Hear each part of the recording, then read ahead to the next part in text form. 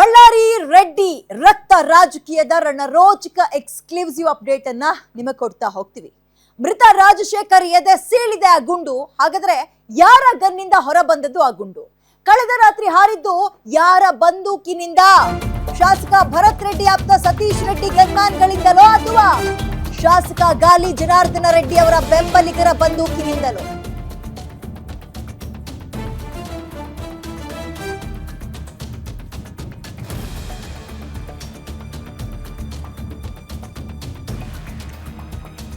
ರಾಜಶೇಖರ್ ಸಾವಿಗೆ ಕಾರಣವಾದ ಗುಂಡಿನ ಬೆನ್ನಟ್ಟಿದ್ದಾರೆ ಪೊಲೀಸರು. ಈಗಾಗಲೇ ಮೂವರು ಗನ್ಮ್ಯಾನ್ಗಳ 3 ಬಂದೂಕನ್ನ ಸೀಸ್ ಮಾಡಿದ್ದಾರೆ. ಆದ್ರೆ ಮೂವರ ಬಂದೂಕುಗಳಿಂದಲೂ ಈ ಗುಂಡು ಹಾರಿಲ್ಲ, ಅದು ಫುಲ್ ಲೋಡೆಡ್ ಗನ್ ಅನ್ನೋದು ಗೊತ್ತಾಗ್ತದೆ. ಹಾಗಾದ್ರೆ ಉಳಿದ ಮಂದಿಯಲ್ಲಿ ಗುಂಡು ಹಾರಿಸಿದ್ ಯಾರು?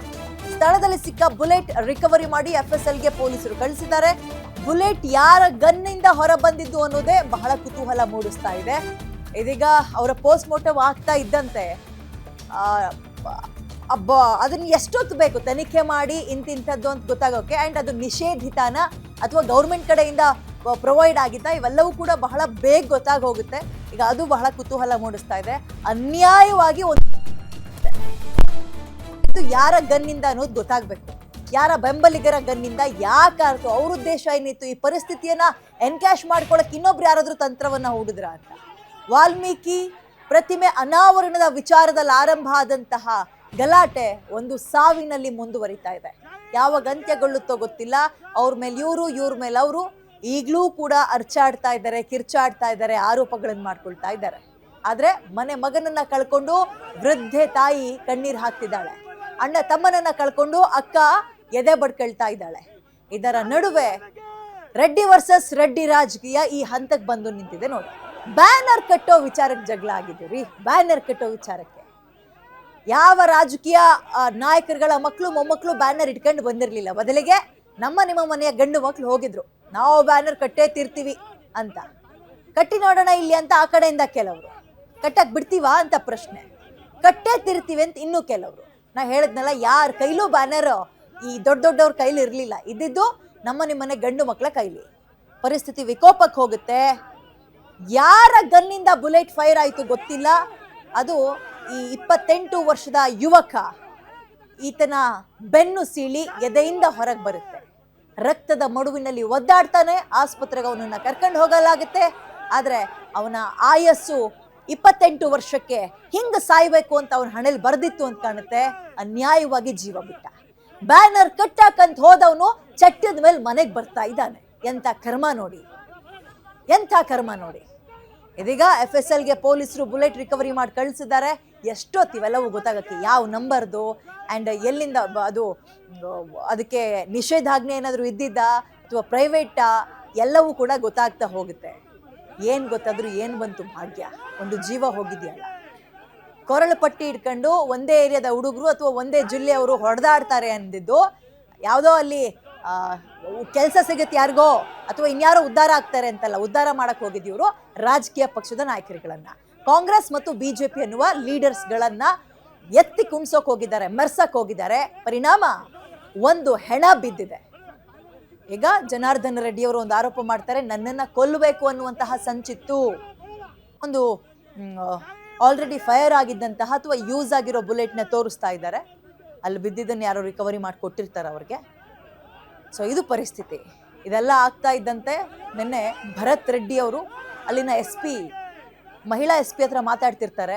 ಒಂದು ಜೀವ ಹೋಗಿದೆ, ಅವರದೇ ಪಕ್ಷದ ಕಾರ್ಯಕರ್ತನ ಜೀವ ಹೋಗಿದೆ, ನೀವು ಕೇಸ್ ಹಾಕ್ಲೇಬೇಕು, FIR A1 ಇವ್ರನ್ನ ಮಾಡಿ, A2 ಇವ್ರನ್ನ ಮಾಡಬೇಕು, A3 ಆರೋಪಿ ಇವ್ರನ್ನ ಮಾಡಬೇಕು.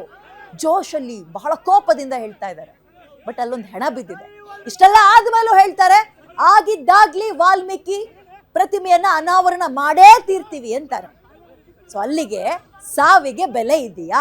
ಯಾವಾಗ ಇದನ್ನ ಗಂಡು ಮಕ್ಕಳು ಅರ್ಥ ಮಾಡ್ಕೊಳ್ತಾರೆ?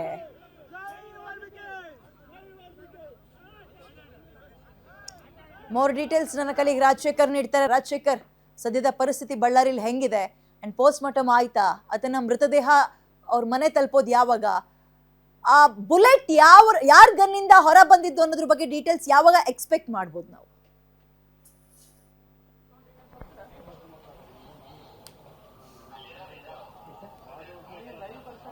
ಎಸ್ ವಿದ್ಯಾ, ಏನು ಬಳ್ಳಾರಿಯಲ್ಲಿ ನಡೆದಂತಹ ಒಂದು ಗುಂಡಿನ ಒಂದು ದಾಳಿ ಏನಿದೆ, ಈ ಗುಂಡಿನ ದಾಳಿ ನಿಜಕ್ಕೂ ಕೂಡ ಹತ್ತಾರು ಸಂಶಯಗಳಿಗೆ ಕಾರಣವಾಗ್ತಾ ಇದೆ. ಏನು ಕಾಂಗ್ರೆಸ್ ಕಾರ್ಯಕರ್ತನಾದಂತಹ ರಾಜಶೇಖರ್ ಏನು ಗುಂಡಿನ ದಾಳಿಗೆ ಬಲಿಯಾಗಿದ್ದಾನೆ, ಈಗಾಗಲೇ ರಾಜಶೇಖರ್ ಅವರ ಶವದ ಮರಣೋತ್ತರ ಪರೀಕ್ಷೆಯು ಕೂಡ ಮುಕ್ತಾಯವಾಗಿದ್ದು, ಈಗಾಗಲೇ ಅವರ ಹುಸೇನ್ ನಗರದ ನಿವಾಸದ ಬಳಿ ಈಗಾಗಲೇ ಒಂದು ಅಂತ್ಯಕ್ರಿಯೆಗೆ ಎಲ್ಲ ರೀತಿಯ ಸಿದ್ಧತೆಗಳನ್ನು ಕೂಡ ಮಾಡಿಕೊಳ್ತಾ ಇದ್ದಾರೆ. ಆ ಒಂದು ನೊಂದಂತಹ ಆ ಒಂದು ತಾಯಿಯ ಕಣ್ಣೀರು ನಿಜಕ್ಕೂ ಕೂಡ ಮುಗಿಲು ಮುಟ್ಟಿದೆ ಅಂತಾನೆ ಹೇಳ್ಬೋದು. ಈಗಾಗಲೇ ಆಕ್ರೋಶವನ್ನು ಕೂಡ ಕುಟುಂಬಸ್ಥರು ವ್ಯಕ್ತಪಡಿಸ್ತಾ ಇದ್ದಾರೆ. ಇಷ್ಟೆಲ್ಲದರ ನಡುವೆ ಕೂಡ ಈಗಾಗಲೇ ಆ ಒಂದು ಗುಂಡು ಯಾರದ್ದು, ಆ ಗುಂಡಿನ ದಾಳಿ ಯಾರು ಮಾಡಿದ್ರು ಅನ್ನುವಂಥದ್ದು ನಿಜಕ್ಕೂ ಕೂಡ ದೊಡ್ಡ ಪ್ರಶ್ನೆಯಾಗಿ ಕಾಡ್ತಾ ಇದೆ. ಪೊಲೀಸರು ಕೂಡ ಎಲ್ಲ ಆಂಗಲ್ ನಲ್ಲೂ ಕೂಡ ತನಿಖೆಯನ್ನು ಕೂಡ ಶುರು ಮಾಡಿದ್ದಾರೆ. ಆದ್ರೆ ಈಗಾಗಲೇ ಜನಾರ್ದನ್ ರೆಡ್ಡಿ ಅವರು ಬೆಂಬಲಿಗರು ಈ ಒಂದು ಗುಂಡನ್ನ ಹಾರಿಸಿದ್ರ, ಅಥವಾ ನಾರಾ ಭರತ್ ರೆಡ್ಡಿ ಅವರ ಬೆಂಬಲಿಗರಾದಂತಹ ಸತೀಶ್ ರೆಡ್ಡಿ ಅವರ ಒಂದು ಗನ್ಮ್ಯಾನ್ಗಳು ಈ ಒಂದು ಗುಂಡಿನ ದಾಳಿಯನ್ನ ಮಾಡಿದ್ರ, ಅಥವಾ ಯಾರು ಈ ಗುಂಡಿನ ದಾಳಿಯನ್ನ ಮಾಡಿದ್ದ ಅನ್ನೋದು ಯಕ್ಷ ಪ್ರಶ್ನೆ ಆಗಿರ್ತಕ್ಕಂಥದ್ದು. ಈ ನಿಟ್ಟಿನಲ್ಲಿ ಈಗಾಗಲೇ ಬೆಳಿಗ್ಗೆಯ 3 ಮಂದಿ ಗನ್ಮ್ಯಾನ್ಗಳನ್ನ ಈಗಾಗಲೇ ಪೊಲೀಸರು ವಶಕ್ಕೆ ಪಡೆದು ಆ ಒಂದು ಬಂದೂಕುಗಳನ್ನು ಕೂಡ ವಶಕ್ಕೆ ಪಡೆದು ಈಗಾಗಲೇ ಎಲ್ಲಾ ರೀತಿಯಲ್ಲೂ ಕೂಡ ಪರಿಶೀಲನೆಯನ್ನು ಕೂಡ ಮಾಡ್ತಾ ಇದ್ದಾರೆ. ಆದ್ರೆ ಆ ಗುಂಡು ಮಾತ್ರ ಆ 3 ಬಂದೂಕುಗಳಿಂದಲೂ ಕೂಡ ಹೊರ ಬಂದಿಲ್ಲ ಅನ್ನುವಂಥದ್ದು. ಆದ್ರೆ ಆ ಗುಂಡು ಯಾರು ಹೊಡೆದಿದ್ದು ಅನ್ನುವಂಥದ್ದು ನಿಜಕ್ಕೂ ಕೂಡ ದೊಡ್ಡ ಪ್ರಶ್ನೆಯಾಗಿ ಕಾಡ್ತಾ ಇದೆ. ಈ ಗುಂಡಿನ ದಾಳಿಯ ಹಿಂದೆ ಏನಾದ್ರೂ ಸಂಚು ಅಡಗಿತ್ತಾ, ಅಥವಾ ಮಿಸ್ಫೈರ್ ಆಯ್ತಾ, ಅಥವಾ ಉದ್ದೇಶಪೂರ್ವಕವಾಗಿ ಈ ಒಂದು ಗುಂಡಿನ ದಾಳಿಯನ್ನ ಮಾಡಿ ರಾಜಶೇಖರ್ ಅವರನ್ನ ಕೊಲೆ ಮಾಡಬೇಕು ಅನ್ನುವಂತ ಒಂದು ಷಡ್ಯಂತ್ರವನ್ನ ಮಾಡಿದ್ರ ಅನ್ನುವಂಥದ್ದು ಈಗಾಗಲೇ ದೊಡ್ಡ ಪ್ರಶ್ನೆಯಾಗಿ ಕಾಡ್ತಾ ಇದೆ. ಈ ನಿಟ್ಟಿನಲ್ಲಿ ಪೊಲೀಸರು ಹಲವು ತಂಡಗಳಾಗಿ ಈಗಾಗಲೇ ರಚನೆ ಮಾಡಿಕೊಂಡು ಒಂದು ಹುಡುಕಾಟದಲ್ಲೂ ಕೂಡ ನಿರತರಾಗಿರ್ತಕ್ಕಂಥದ್ದು. ಈ ಒಂದು ಗುಂಡಿನ ದಾಳಿ ಮಾಡಿದ್ದಾರು ಅನ್ನುವಂತ ಒಂದು ವಿಡಿಯೋ ಫುಟೇಜ್ಗಳೇನಾದ್ರೂ ಸಿಗ್ತವಾ ಅನ್ನುವ ನಿಟ್ಟಿನಲ್ಲೂ ಕೂಡ ಈಗಾಗಲೇ ಸಾಕ್ಷ್ಯಗಳನ್ನು ಕೂಡ ಸಂಗ್ರಹ ಮಾಡ್ತಾ ಇದ್ದಾರೆ. ಅಷ್ಟೇ ಅಲ್ಲದೆ ಅಲ್ಲಿನ ಒಂದು ಸ್ಥಳದಲ್ಲಿ ಈಗಾಗಲೇ ಸ್ಥಳ ಮಹಾಜರನ್ನು ಮಾಡಿರ್ತಕ್ಕಂಥದ್ದು, ಅಲ್ಲಿನ ಸ್ಥಳೀಯ ಒಂದು ಜನರನ್ನು ಕೂಡ ಮಾಹಿತಿಗಳನ್ನು ಕೂಡ ಪಡೆದಿರ್ತಕ್ಕಂಥದ್ದು. ಎಲ್ಲಾ ನಿಟ್ಟಿನಲ್ಲೂ ಕೂಡ ಈಗಾಗಲೇ ಪೊಲೀಸರು ಎಲ್ಲ ಆಂಗಲ್ಗಳಲ್ಲೂ ಕೂಡ ತನಿಖೆಯನ್ನು ಶುರು ಮಾಡಿದ್ದಾರೆ. ವಿದ್ಯಾ, ಸಹಜವಾಗಿ ಕಾಡೋ ಪ್ರಶ್ನೆ ಯುವಕರು ಕೇಳ್ಕೋಬೇಕಾಗಿರೋದು, ಈ ಸಾವಿಗೆ ನಿಜಕ್ಕೂ ಅರ್ಥ ಇದೆಯಾ ಅಂತ. ಒಂದು ಸಾವಾಗಿದೆ, ಇದರ ನಡುವೆಯೂ ರಾಜಕೀಯ ನಾಯಕರುಗಳು ತಮ್ಮ ಮೂಗಿನ ನೇರಕ್ಕೆ ಮಾತಾಡ್ಕೊಳ್ತಾ ಇದ್ದಾರೆ. ಒಬ್ರು ಹೇಳ್ತಾರೆ ವಾಲ್ಮೀಕಿ ಏನು ಮೂರ್ತಿಯನ್ನ ಅನಾವರಣ ಮಾಡೇ ತೀರ್ತೀವಿ ಅಂತ, ಇನ್ನೊಬ್ರು ಇನ್ನೊಂದು ರಾಜಕೀಯವನ್ನ ಮಾತಾಡ್ತಾ ಇದ್ದಾರೆ. ಸೊ ಬಳ್ಳಾರಿ ಯುವಕರ ಮನಸ್ಥಿತಿ ಸದ್ಯಕ್ಕೆ ಹೆಂಗಿದೆ ರಾಜಶೇಖರ್?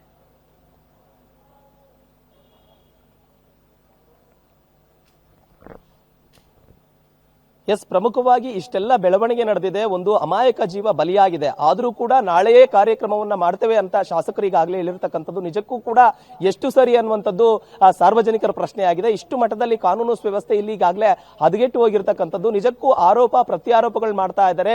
ಇಡೀ ಬಳ್ಳಾರಿ ನಗರ ಏನೋ ಬೂದಿ ಮುಚ್ಚಿದ ಕೆಂಡದಂತಹ ಪರಿಸ್ಥಿತಿ ಇದೆ. ಅಷ್ಟೇ ಅಲ್ಲದೆ ಈಗಾಗಲೇ ಪ್ರತಿಯೊಬ್ಬ ಯುವಕರು ಕೂಡ ಭಯಭೀತರಾಗಿದ್ದಾರೆ. ಯಾಕೆ ಅಂದ್ರೆ ಏಕಾಏಕಿ ಈ ರೀತಿಯಾದಂತಹ ಗುಂಡಿನ ದಾಳಿ, ನಡು ರಸ್ತೆಯಲ್ಲಿ ಈ ರೀತಿಯಾದಂತಹ ಗುಂಡಿನ ದಾಳಿ ಮಾಡಿದಾಗ ಎಂತವರಿಗೂ ಕೂಡ ಸಹಜವಾಗಿ ಭಯಭೀತದಂತ ವಾತಾವರಣ ಸೃಷ್ಟಿಯಾಗಿರ್ತಕ್ಕಂಥದ್ದು. ಈ ನಡುವೆ ನಾಳೆ ವಾಲ್ಮೀಕಿ ಪುತ್ಥಳಿಯ ಅನಾವರಣವನ್ನ ಮಾಡ್ತೇವೆ ಅನ್ನುವಂಥದ್ದು ನಿಜಕ್ಕೂ ಎಷ್ಟು ಸರಿ ಅನ್ನುವಂಥದ್ದು ಸಾರ್ವಜನಿಕರ ಪ್ರಶ್ನೆ ಕೂಡ ಆಗಿರ್ತಕ್ಕಂಥದ್ದು.